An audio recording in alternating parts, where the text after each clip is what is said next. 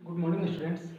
आज हम लोग लाइट चैप्टर में जो बचे हुए रूल्स थे, दो रूल बचे हुए थे, उनको आज देखते हैं, आज पढ़ने वाले हैं। तो वो रूल्स कैसे वर्क करते हैं वो देख लेते हैं। ठीक है, तो दो रूल तो हम लोगों ने पढ़ा था कि एक तो जब प्रिंसिपल एक्सिस के पैरेलल जब लाइट रे होती है और जब मिरर से टकराती है, इंसिडेंट करती है मिरर पर और वहाँ से रिफ्लेक्ट करती है तो फोकस से जाती है। और दूसरा रूल था कि जब फोकस से कोई लाइट रे जा रही है और वो मिरर से रिफ्लेक्ट करती है तो वो प्रिंसिपल एक्सिस के पैरेलल हो जाती है। आज तीसरा रूल हम लोग देखने वाले हैं। तीसरा रूल में है, थर्ड रूल बोलता है कि जब कोई लाइट रे सेंटर ऑफ कर्वेचर से होती हुई जाएगी तो वो लाइट रे क्या होगी, उसी पर रिफ्लेक्ट कर जाती है। वो लाइट रे उसी के ऊपर उसी पर उसी लाइन में फिर लौट जाती है। ठीक है, यहाँ पर हो गया पोल, यहाँ पर मान सेंटर ऑफ कर्वेचर और ये बीच में हो गया फोकस।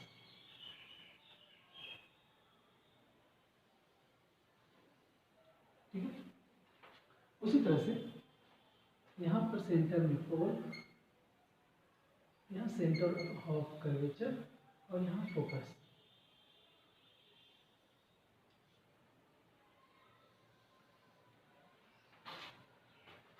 ठीक है, हम लोग का इमेज ये बन गया। तो इसमें क्या बोलता है, तीसरे रूल में बोलता है, थर्ड रूल में, कि कोई भी लाइट रे अगर सेंटर ऑफ कर्वेचर से होती हुई जा रही है, ठीक है, सेंटर ऑफ कर्वेचर से होती हुई जा रही है,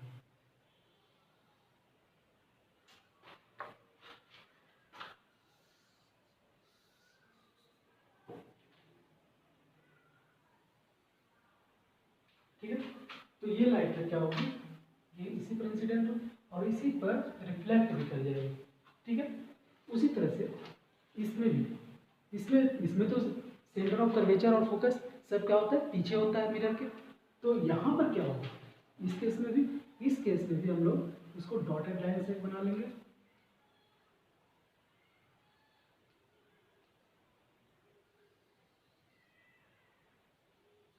तो इस पर लगेगा कि कोई लाइट रे सेंटर ऑफ कर्वेचर की तरफ जा रही है और फिर उसी पर बैक कर जाएगी। ये बैक होना हम लोग को पता नहीं चलेगा, लेकिन क्या होगा कि ये फेनोमेना होगा कि वो सेंटर ऑफ कर्वेचर की तरफ अगर जा रही होगी लाइट रे तो उसी पर बैक कर जाएगी। तो इसको हम लोग कैसे लिखेंगे, ये दोनों मिरर के ये कॉन्केव आपका हो गया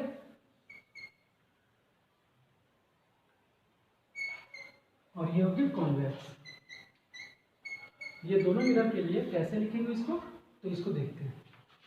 तो इसमें हम लोग लिख सकते हैं कि if A incident ray passes through center of curvature it is reflected back along the same path। ये दोनों मिरर के लिए हो गया। अब इन कॉन्केव मिरर में अगर लिखते हैं तो कैसे लिखेंगे, in concave mirror if incident ray passes through center of curvature it is reflected back along the same path। कैसे लिख सकते हैं, in concave mirror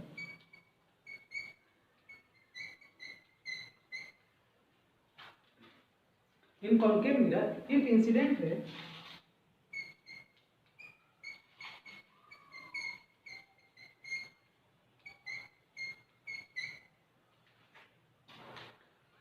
passes through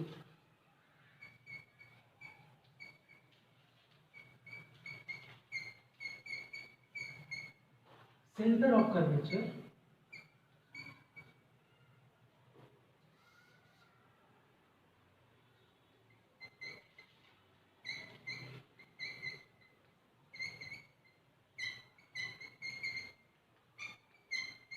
center of curvature और जब center of curvature it is reflected, center of curvature it is reflected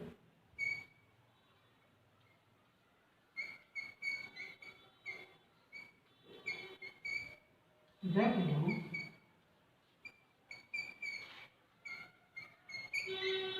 the same path। ठीक है,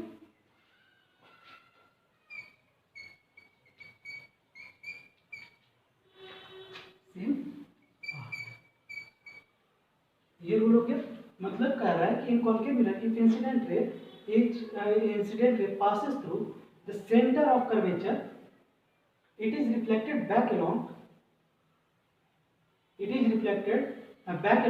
the same path. मतलब जब मिरर से रिफ्लेक्ट करेगी तो वो क्या होगी, उसी पाथ पर रिटर्न बैक हो जाएगी।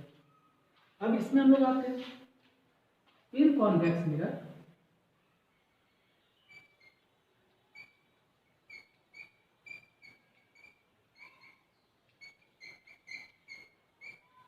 कॉन्वेक्स मिरर के केस में क्या हो रहा है, तो कॉन्वेक्स मिरर के केस में हम लोग देख रहे हैं कि यहाँ डायरेक्ट कर रही है, यहाँ पर डायरेक्ट तो लाइट रे आ नहीं रही है सेंटर ऑफ कर्वेचर पर, तो सेंटर ऑफ कर्वेचर पर जब डायरेक्ट लाइट रे आ नहीं रही है तो हम लोग को लगता है कि वहाँ सेंटर ऑफ कर्वेचर पर जा रही है, वो एक्चुअली में जा नहीं रही है, हम लोग को लगेगा कि वो सेंटर ऑफ कर्वेचर पर जा रही है।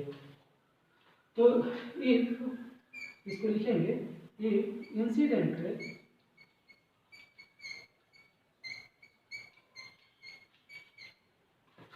Directed to the center of curvature,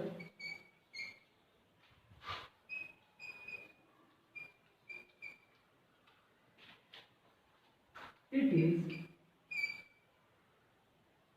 इसमें भी क्या होगा, सेम चीज होगा, इसमें में एकदम सेम चीज होगा,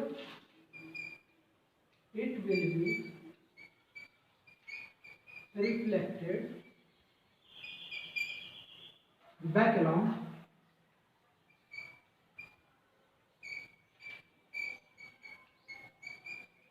the same path.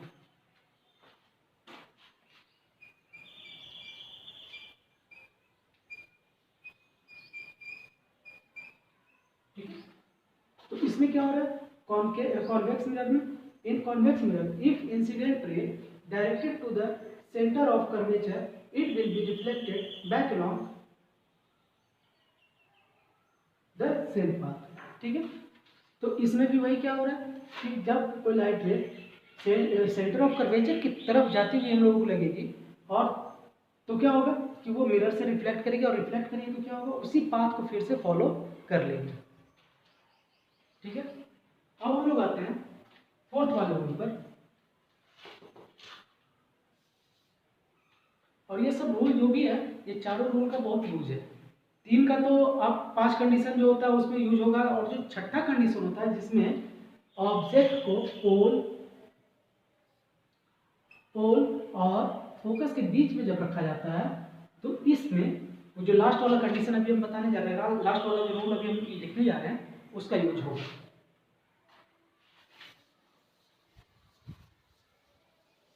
तो उस रूल का यूज सिर्फ एक ही जगह होता है, और उसमें भी देखते हैं क्या है।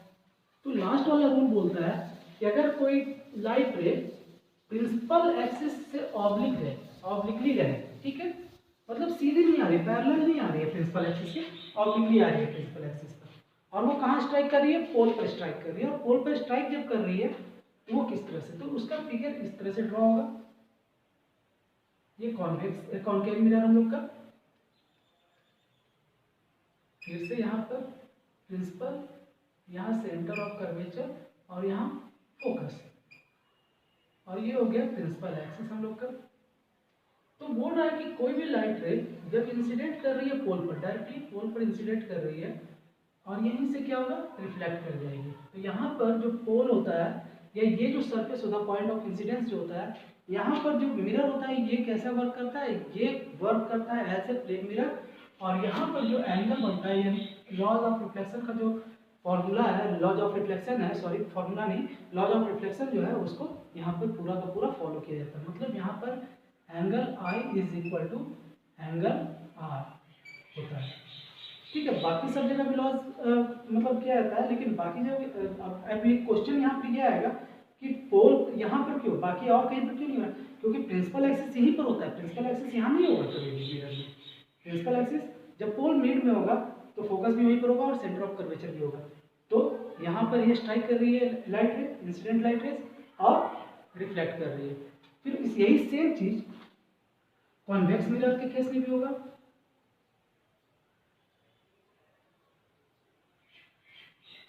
यहाँ पर हम लोग का पोल हो गया, यहाँ सेंटर ऑफ कर्वेचर हो गया, और यहाँ हो गया फोकस। ठीक है, यहाँ पर भी क्या होगा कि कोई लाइट आएगी तो पोल पर इंसिडेंट करेगी, और ये क्या होगी, यहाँ से रिफ्लेक्ट कर जाएगी। तो यहाँ पर भी क्या होगा, लॉज ऑफ रिफ्लेक्शन का पूरा जो रूल है उसको फॉलो किया जाएगा। ठीक है, तो इसको हम लोग वर्ड्स में कैसे लिखेंगे उसको देख लेते हैं। तो इसको हम लिख सकते हैं कि जो भी लाइट रेज है, जो जो पोल की तरफ डायरेक्टेड है वो पोल की तरफ आ रही है। ठीक है, फॉर ऑल, जितनी भी लाइट रेज आ रही है और सब पोल पर जा रही है, incident raise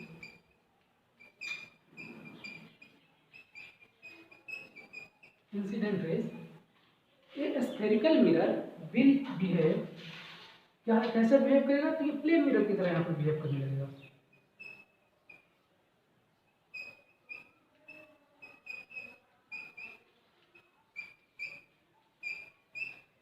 behaves like as will behaves as will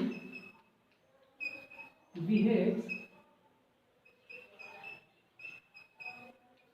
as a कैसा, तो प्लेन मिरर की तरह बिहेव करने लगेगा, एज ए प्लेन मिरर। ठीक है, और क्या होगा इसके साथ, तो इफ, क्यों होगा ये, if the point of incidence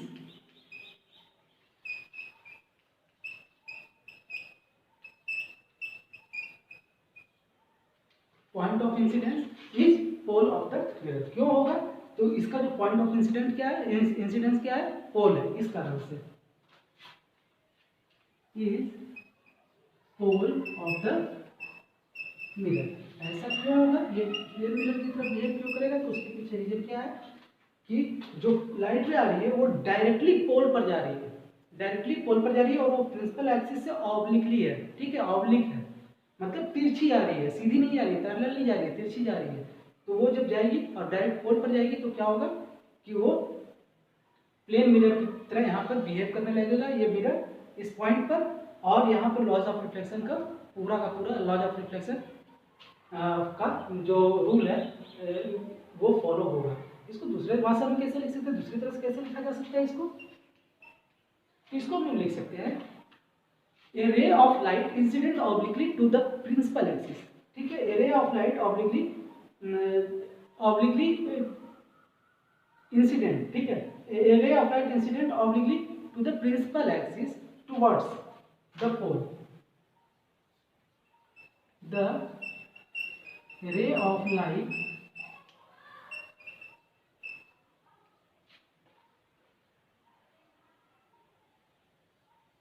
incident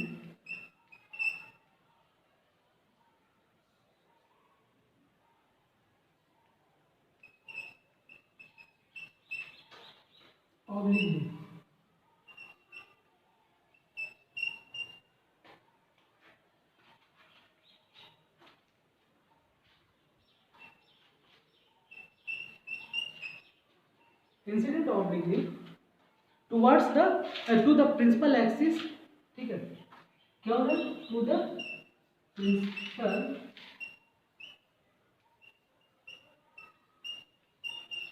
axis towards the pole,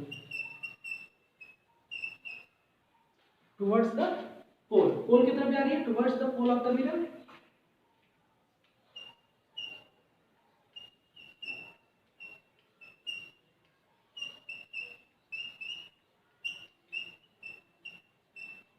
ठीक है, towards the pole of the mirror the light ray reflected obliquely।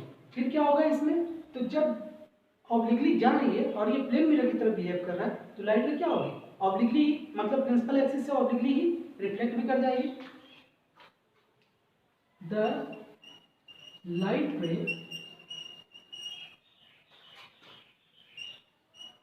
reflects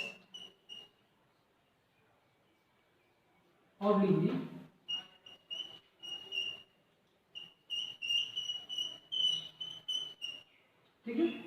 obliquely. और क्या होगा in case of light rays, और इसमें क्या होगा ऑब्लिकली। और ये जो फेनोमेना होगा इसमें क्या होगा कि यहाँ पर जो लॉज ऑफ रिफ्लेक्शन है वो पूरा फॉलो किया जाएगा। ठीक है, इन दिस केस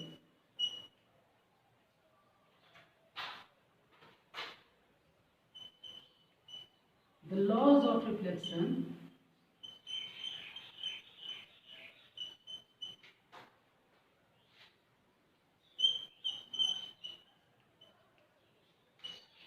एक्चुअली में यहाँ पर फॉलो तो हर जगह होता है, लेकिन यहाँ पर हम लोग को एकदम दिखेगा कि वो चीज फॉलो हो रहा है।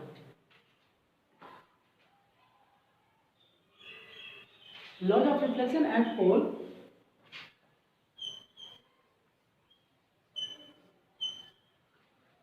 in this case the laws of reflection at pole indicate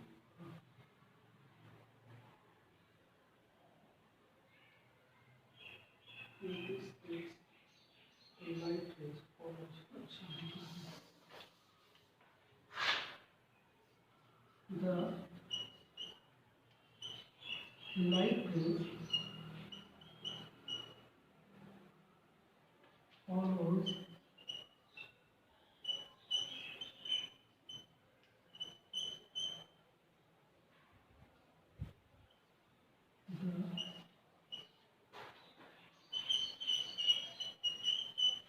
the laws of reflection। ठीक है, और क्या होगा दोनों एंगल सेम होगा। चलिए तो आज के लिए बस इतना ही, और ये चारों रूल्स आप लोग ध्यान में रखेंगे तो जब हम लोग इमेज फॉर्मेशन करना शुरू करेंगे तो हम लोगों के लिए बहुत ईजी हो जाएगा। हम लोगों ने कौन कौन सा रूल सीखा है तो इसको हम थोड़ा इरेज करते हैं और इसके बाद फिर चारों रूल को एक बार देख लेते हैं सिर्फ डायग्राम से, कौन कौन सा रूल हम लोगों ने सीखा है।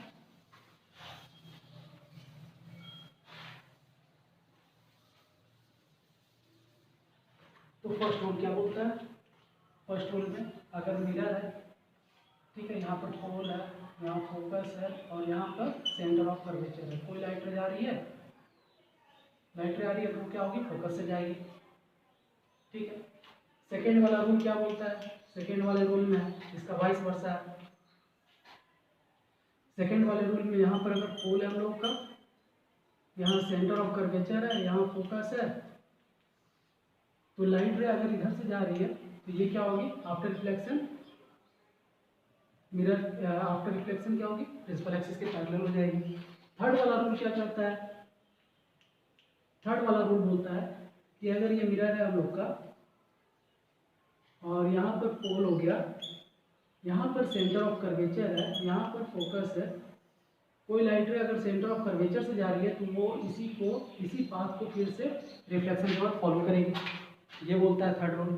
फोर्थ रूल क्या बोलता है, फोर्थ रूल बोलता है कि अगर ये हम लोग का मिरर हो गया, ये पोल है, यहाँ पर सेंटर ऑफ कर्वेचर, यहाँ पर फोकस, कोई लाइट रे अगर ऑब्लिकली आ रही है, ठीक है, प्रिंसिपल एक्सिस के ऑब्लिकली और वो डायरेक्ट पोल पर इंसिडेंट हो रही है, तो यहाँ पर जो रिफ्लेक्टेड रे होगी वो भी ऑब्लिकली होगी प्रिंसिपल एक्सिस के, और यहाँ पर लॉज ऑफ रिफ्लेक्शन को फॉलो किया जाएगा और यहाँ पर जो दोनों एंगल होगा वो सेम होगा। ठीक है, यही चार रूल है, ये चारों रूल्स हम लोग को याद रखना है। और इसके बाद जब 6 कंडीशन है कॉन्केव मिरर में और 2 कंडीशन है कॉन्वेक्स मिरर में, तो इसी पर जब हम लोग इन चारों रूल को याद रखेंगे हम लोग, तो इस पर बहुत ईजिली हम लोग ड्रॉ कर पाएंगे, रे डायग्राम बना पाएंगे और कैसा इमेज बनता है उसके बारे में हम लोग अच्छे से जान पाएंगे। ठीक है, तो आज के लिए बस इतना ही, थैंक यू।